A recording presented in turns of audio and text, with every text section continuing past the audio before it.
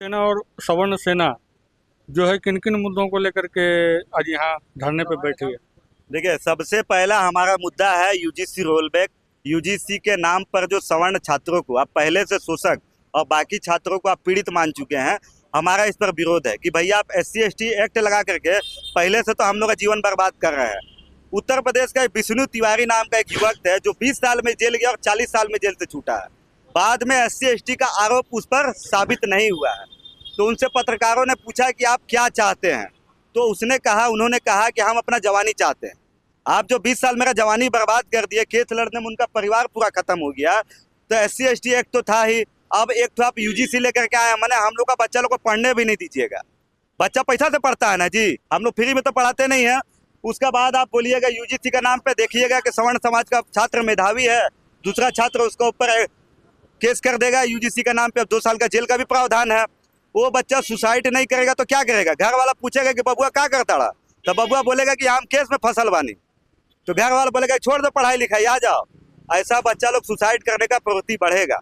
तो सवर्ण समाज का आप जो है जवानी बर्बाद करना चाहते हैं, छात्र जीवन बर्बाद करना चाहते हैं, और साथ ही साथ हम ये भी मांग करते हैं कि जो आरक्षण जो चले आ रहा है 75 साल से हमारे साथ जो अन्याय हो रहा है, उस पर भी संशोधन होना चाहिए। सारा राजनीतिक दल के लोग बैठे और आपस में मंत्रणा करे, विचार करे कि सवर्ण समाज भी भारत का हिस्सा है। हम लोग विदेश से नहीं आए हुए हैं, कहने का लोग कहता है, लेकिन DNA जांच कीजिए, हम ज़्यादा भारतीय निकलेंगे आपसे। तो कहने का मतलब है कि UGC पर संशोधन कीजिए, वापस लीजिए उसको। समानता कमेटी में सभी वर्गों का प्रतिनिधित्व होना चाहिए, और साथ ही साथ आरक्षण पर संशोधन कीजिए। जो भी गरीब है, रामविलास पासवान का बेटा पासवान है इसलिए गरीब है, और हम पढ़े हैं, मेरा बाप किसान है तो हम अमीर हैं, आप पहले से मान लिए हैं। तो कहने का मतलब है कि हर गरीब को आरक्षण दीजिए, जो अभावग्रस्त है उसको आरक्षण दीजिए।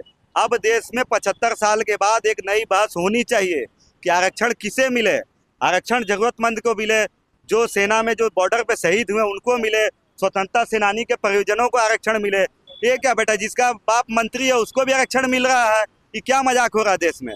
जाति के नाम पर कहीं भेदभाव नहीं है। देश में 2 ही जाति है, अमीर और गरीब। हम अगर ब्राह्मण हैं तो चंपाई सोरेन अपना बगल में हमको बैठाएंगे? नहीं बैठाएंगे। तो कहने का मतलब है जाति जो है गरीब देखकर, गरीबी जो है जाति देखकर नहीं आती है, तो आरक्षण भी जाति देखकर क्यों? आरक्षित वर्गों में बहुत से ऐसे वर्ग हैं जो आरक्षण का लाभ नहीं ले रहे हैं। बिरहोर जाति है, असुर जाति है, बैगा जनजाति है, जिनका पता नहीं है कि हमको सरकारी नौकरी मिलेगा आरक्षण से, पढ़ाई लिखाई नहीं किया। तो आरक्षण पर सरकार एक मंत्रणा करे, एक आपसी सहमति बनाए। सभी राजनीतिक दल के लोग, कांग्रेस पार्टी के लोग भी जो तिलचट्टा लोग का सपोर्ट में गए थे, कल सवर्ण समाज के समर्थन में कोई नहीं गया है।